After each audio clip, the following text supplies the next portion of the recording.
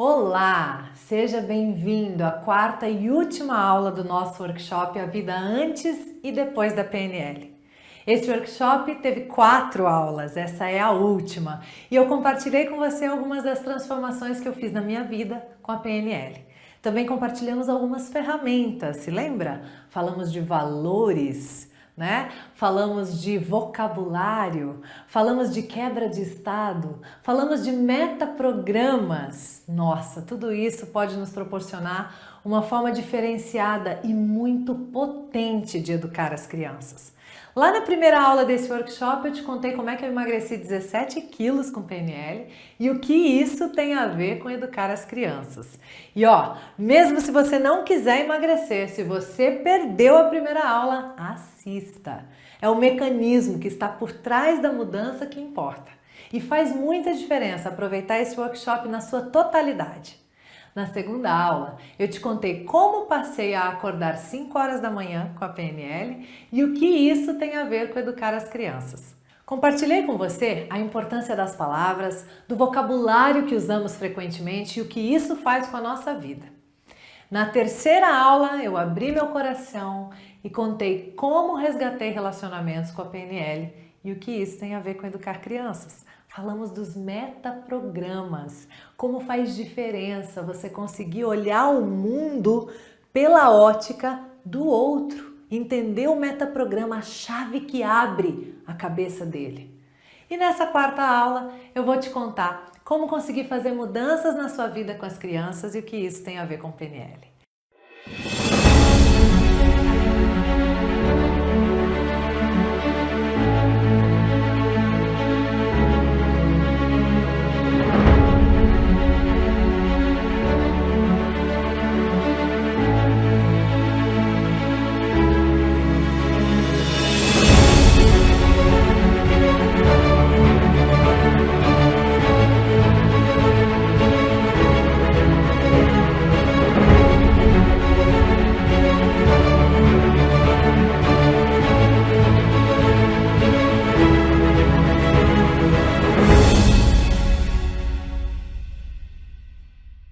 Vamos direto ao ponto.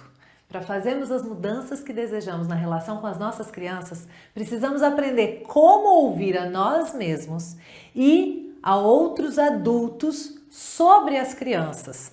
E para ouvir melhor, a PNL nos oferece uma ferramenta que realmente faz toda a diferença. Eu estou falando das perguntas investigativas do metamodelo de linguagem. Muitas vezes, as pessoas nas suas falas falam usando quantificadores universais.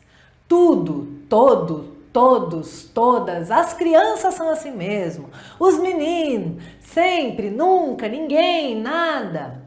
E os quantificadores universais são ótimos quando são fato. Por exemplo, todas as pessoas precisam de oxigênio, ok?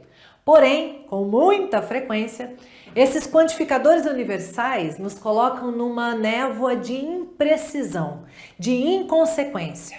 As crianças de hoje em dia perderam o respeito pelos adultos, por exemplo. Um dos seus alunos não faz o exercício direito e você diz: as crianças do primeiro ano não pararam de conversar, não entenderam nada. Olha só, nos dois casos, a gente foi de uma verdade limitada para uma inverdade geral. Ela era verdade para aquela criança, mas não era verdade para todas. Talvez aquela criança tenha sido desrespeitosa agora, mas será que são todas? Será que são em todos os momentos? Talvez alguns alunos não tenham entendido a matéria, mas será que são todos? Então, da próxima vez que você ouvir generalizações como essas, simplesmente lembre das perguntas investigativas do metamodelo. Repita a afirmação enfatizando o classificador universal. Então, as crianças de hoje em dia perderam respeito pelos adultos. Pergunte, todas? Bom, talvez sejam só essas aqui em particular que você está dizendo. As crianças do primeiro ano não entenderam nada. Você pode perguntar, nada? Bom, creio não ser verdade, exceto que esse aluno aqui errou tudo, mas não posso dizer o mesmo dos outros. Uma vez eu estava diante de uma outra pessoa que também compartilha conteúdos online e ela disse: eu não vou ativar a área de membros do meu canal do YouTube, Porque, olha, eu fiz uma pesquisa e os seguidores disseram que não pagariam para obter conteúdo. Eu falei, é mesmo? É, tinha mais de 300 mil seguidores no canal dela, mais de 300 mil inscritos. E eu falei, quantos desses responderam à pesquisa que você fez? Ah, uns 100 e pouco. Eu falei, de 300 mil? É. Falei, então acho que não dá para generalizar assim não, né? É sempre importante a gente perceber o que a gente está fazendo com a informação. Imagina, sei lá, se pelo menos 1000 quisessem pagar por uma área de membros, quanto isso não renderia? E tem também uma charge que eu gosto muito, daquela Mafalda, em que o Miguelito tá lá e diz, nossa, todo mundo criticou o meu trabalho. E a Mafalda fala, todo mundo? Ele, talvez tenha sido só uma pessoa. E ela fala, e você confundiu isso com todo mundo? E até com a própria criança, gente. Muitas vezes as crianças generalizam e falam, tudo que eu faço dá errado, eu nunca consigo fazer nada, ele sempre é chato comigo, ela nunca me empresta as coisas. A gente sempre vai poder fazer uma pergunta investigativa. Nunca, não teve nenhuma vez que ela emprestou, sempre é chato. E aí você vai trabalhando essas questões com as crianças. O segundo tipo de situação que você pode fazer perguntas investigativas são os operadores modais. Os operadores modais também são conhecidos como palavras restritivas. Devo, não devo, tenho que, não posso, é proibido. Já reparou como somos controlados pelas imposições dos outros? É a escola dizendo que não pode deixar de fazer tarefas para suas crianças de 4 ou 5 anos. É o pediatra dizendo que não pode parar de dar leite de vaca para o menino, onde já se viu. Ou, às vezes, o pediatra defendendo que sim e a vovó dizendo que não pode. Se alguém te diz que você não pode fazer alguma coisa, que sinal ele está enviando ao seu cérebro? Um imitador. Desculpa.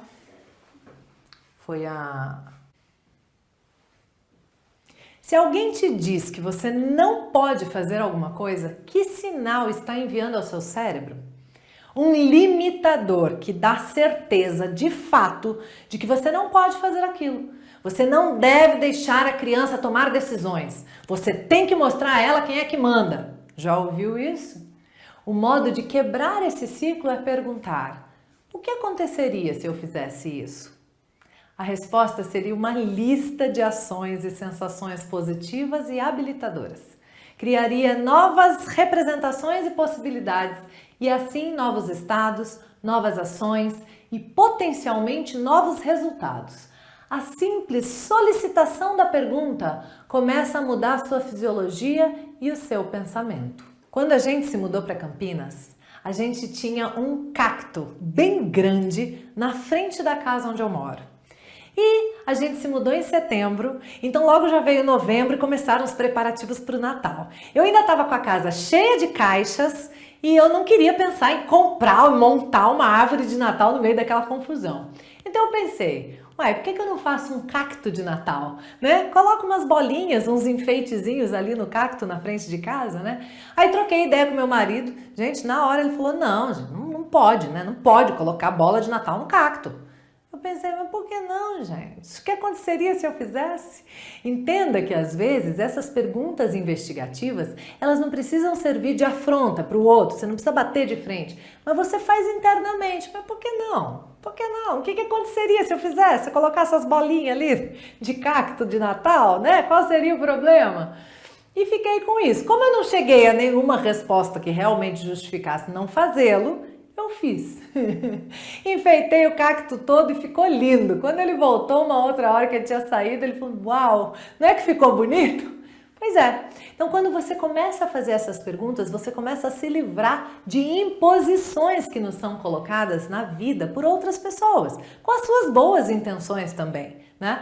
Mas que às vezes a gente fica aprisionado ali porque não questiona. Foi dessa técnica da PNL que eu criei a peneira do porquê não.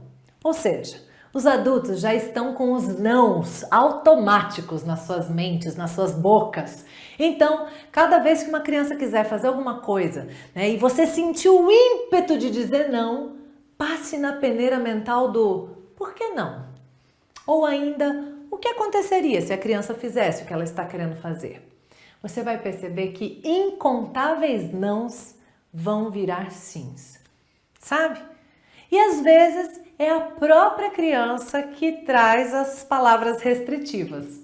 Por exemplo, uma criança mais assim, mais velha, mais adolescente diz: eu tenho que ir nessa festa, eu não posso perder essa aula, eu preciso comprar esse brinquedo. E aí a gente pergunta: o que aconteceria se não fosse? O que aconteceria se não comprasse? E a criança também vai pensando ali se ela realmente tem que, se ela realmente precisa daquilo. Uma outra situação que cabem às perguntas investigativas do metamodelo são os verbos inespecíficos. Por exemplo, desrespeitar, ignorar, agredir, educar, controlar, corrigir, orientar, estimular, disciplinar, brincar, brigar, responder, bater, sofrer.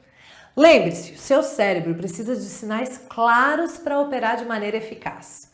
Linguagens e pensamentos incertos deixam o cérebro vago, vagaroso, equivocado. Se você vai pegar sua criança na escola e a professora diz: seu filho desrespeitou o coleguinha hoje, hein? Conversa com ele. O que você faz? Na verdade, a professora não te disse nada específico. Ela não te deu uma informação com que você possa realmente trabalhar de forma positiva com a criança. Você precisa usar as perguntas investigativas do metamodelo de linguagem. Você precisa dizer: professora, como especificamente o meu filho desrespeitou o colega? O que foi exatamente que aconteceu? Sabe? Pode ser que a professora responda: ele empurrou o Léo. Ele sempre empurra os colegas que disputam brinquedos com ele. Nesse caso, a resposta te leva a uma outra pergunta investigativa do metamodelo, percebe? Você pode dizer: sempre, professora. Me conta aí, como foi que isso aconteceu? Quando a gente vai desfazendo essas névoas, essas neblinas da comunicação, a gente vai conseguindo as informações específicas. E aí sim a gente vai trabalhar com a criança com aquilo, conversar sobre o que aconteceu. Não generalizar, não dizer que sempre empurra, não brigar com a criança, entende? Você vai abrindo caminho para identificar um problema real e lidar com ele. Se você especifica onde está o problema e ocupa-se dele, então está no caminho para conseguir uma mudança. Lembre-se, quanto mais o mapa se aproxima do território real, mais valioso ele é. Quanto mais puder descobrir do que o território é feito, mais poder terá para mudar o território, sabe? Na PNL a gente diz: o mapa não é o território, porque o mapa que cada pessoa tem do mundo e da vida é o próprio mapa. Lembra dos metaprogramas? E quando as crianças nos trazem os verbos inespecíficos: ela não gosta de mim, a professora não me ajuda, a vovó briga comigo. Gente, quando a criança fala briga, pode vir uma coisa na sua cabeça e na verdade ela pode ter vivido uma outra. Sabe, às vezes você pensa uma briga homérica, o que a criança viveu foi a vovó dizendo: não, isso não pode fazer agora. Entende? Então a gente precisa esmiuçar esses verbos inespecíficos para conseguirmos falar da mesma coisa, da mesma questão. Durante os próximos dias, comece a prestar atenção na linguagem que você usa, que as crianças usam e que as outras pessoas usam. Comece a identificar os padrões do metamodelo, os quantificadores universais, os operadores modais ou palavras restritivas, os verbos inespecíficos e existem outros, omissões comparativas, tem muitos na verdade, tá? Eu trouxe aqui uma palhinha. Como você poderia fazer uma pergunta investigativa do metamodelo de linguagem? Já parou para pensar nessa palavra? Metamodelo. Lembra? Se metalinguagem é a linguagem que fala da própria linguagem, metapensamento, pensamento que pensa sobre o próprio pensamento, lá na primeira aula. Metaposição, a posição que observa e analisa a própria posição. Metamodelo de linguagem é um modelo que te auxilia a questionar o próprio modelo de linguagem que está posto. Esse é o convite da PNL, analisar a vida de um outro patamar, se comunicar em um outro nível de consciência. Se você está gostando do que está aprendendo nesse workshop, se você acredita que pode ter alguma melhora no resultado da sua vida com a sua criança, com a programação neurolinguística, eu quero te dizer que eu preparei um curso completo. uma formação de mais de 20 horas, que é todo o curso de Practitioner em Programação Neurolinguística adaptado à relação adulto-criança. Você vai ter o passo a passo detalhado de como conseguir aplicar todas as técnicas para melhorar a sua relação com a sua criança. E melhorando a sua relação com a sua criança, você vai garantir um futuro de vínculo com ela, de sucesso na vida dela. Eu vou te apresentar agora. Olha só, o nome do curso é PNL para Pais e Professores. E a gente tem 23 assuntos, tá? Primeiro é antes e depois da PNL, uma fórmula para o sucesso. O segundo é 7 características das pessoas que conseguem resultados. A gente vai estudar gente que dá certo. O terceiro, histórico, pressupostos e princípios da PNL. Você vai saber de onde veio isso, o que é exatamente, em base no que a PNL está. No quarto assunto, a gente vai trabalhar estados mentais limitantes e estados mentais de recursos. E na aula 5, os modelos mentais. Depois, na 6, o fator de maior poder sobre nós. Qual será, hein? Na aula 7, a gente vai trabalhar 7 crenças para educar as crianças com excelência. Depois, na 8, submodalidades, um assunto incrível sobre o cérebro humano. Na 9, nós vamos falar de estratégias cerebrais. E a aula 10 continua falando sobre essa estratégia interna do cérebro das pessoas. Depois, a gente vai falar sobre fisiologia, aquilo que a gente vê externado do lado de fora. Depois vamos falar sobre vocabulário transformacional. Na 13, vamos falar de metas. E na 14, aprendendo a pedir e a fazer perguntas investigativas do metamodelo, aprofundar o que foi o conteúdo da aula de hoje do workshop. Na 15, vamos falar de rapport, espelhamento e posições perceptivas. Na 16, metaprogramas, aprofundar um pouco do que a gente já viu aqui também. Na 17, nós vamos falar sobre flexibilidade para resolver problemas. Na 18, reenquadramento. Na 19, âncora. Já ouviu falar sobre isso? Na aula 20, valores, congruência e ecologia. Na 21, 5 passos para ser feliz. Na 22, persuasão, modelo Milton e metáforas. E na 23, o nosso encerramento. Agora, olha, na verdade, eu vou te falar, tá? Eu programei 23 aulas, mas o conteúdo ficou tão robusto que eu acho que serão 23 módulos com 1, 2 ou até 3 aulas dentro de cada um. Porque realmente tem muita coisa importante aqui, tá? Eu quero te dizer outra coisa também. As opções para pagar esse curso podem ser facilitadas. Você pode dividir em até 12 vezes. Então, se você de verdade acha que isso faz sentido, faz um esforcinho e investe em você. Investe na sua criança, investe na sua família, porque quando a gente realmente prioriza, quando a gente realmente acha que aquilo é importante, a gente dá jeito, a gente faz caber na nossa vida, sabe? Eu quero te contar uma história para a gente fechar esse nosso último encontro aqui do workshop. Eu quero te contar a história daquela família que tinha uma vaquinha. Um monge e seu discípulo estavam caminhando por um lugar mais isolado no meio do campo e eles sentiram sede. Estavam há bastante tempo caminhando, sem beber nada, sem água, sem comida. E então encontraram um sítio bem simples, uma casinha, né? E bateram na porta e pediram água. Foram recebidos por uma família, primeiro a mãe, depois apareceu o pai, depois apareceu o filho, que já era um adulto também. Estavam todos ali em condições muito simples, muito humildes, sabe? Mas foram bem servidos. A senhora ofereceu água, eles tomaram água. A senhora ofereceu um queijo que eles tinham ali e ela disse: olha, esse queijo é feito com o leite daquela vaquinha ali, ó. Nossa única fonte de renda. É nossa maravilha. Nossa, nem sei o que seria de nós se não tivéssemos a nossa vaquinha. E comeram um queijinho, tomaram uma aguinha, né? E ficaram um tempo ali. Quando já estavam refeitos, agradeceram a acolhida, a hospitalidade e partiram. Quando caminharam alguns metros, encontraram a vaquinha, bem lá no alto da colina, né? E o monge falou para o seu discípulo: querido, vá até a vaquinha e empurre-a do precipício. O discípulo olhou para o monge assim, estarrecido, falou: você está louco? Vai até a vaquinha e empurra a vaquinha do precipício. Aquilo foi uma coisa horrorosa, que eles ficaram discutindo e tal, e o discípulo meio transtornado falou, deve ter alguma coisa aí que eu não alcancei, que eu vou fazer o que ele está falando.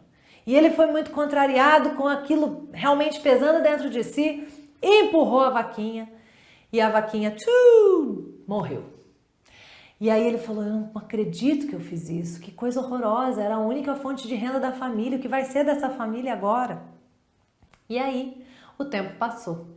O tempo passou, o mestre e o discípulo seguiram os seus caminhos e uma vez aquele discípulo de antigamente voltou àquela região. Quando voltou àquela região, encontrou a mesma localidade com uma casa completamente diferente, muito melhor, muito maior, muito mais próspera. Encontrou também um lugar assim com um pasto, com várias vacas. Encontrou também plantações. E aquilo foi uma coisa tão impressionante, ele falou, nossa, aquela família tadinha, deve ter vendido, né, a propriedade. E aí quando ele bateu ali na porta daquela propriedade maior, daquela casa tão bonita, ele percebeu que era a mesma mulher, agora muito mais elegante, muito mais chique, mais senhora também, né, ali à porta. E ele falou, meu Deus, eu lembro da senhora, nós estivemos uma vez aqui, tomamos uma água, eu, meu mestre, sim, tanto tempo, né, tal. E o que aconteceu? Como vocês conseguiram transformar, né, aquela propriedade tão simples nessa propriedade tão incrível? E ela falou, olha, você não vai acreditar.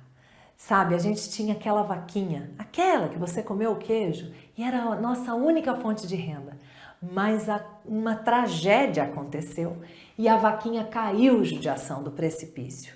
E aí, diante dessa dificuldade, o meu marido, meu filho, nós ficamos pensando o que poderíamos fazer para conseguir de novo o nosso sustento. E esse olhar para novas possibilidades, nos abriu tantas portas. Primeiro, conseguimos algumas sementes e plantamos. Aí você vê todo esse campo aí, plantio de soja, né? Originou-se naquelas primeiras sementes que alguém nos deu por caridade. Depois, começamos a vender a soja e compramos algumas vaquinhas. E agora, olha lá, tá vendo esse pasto repleto? É o que temos agora.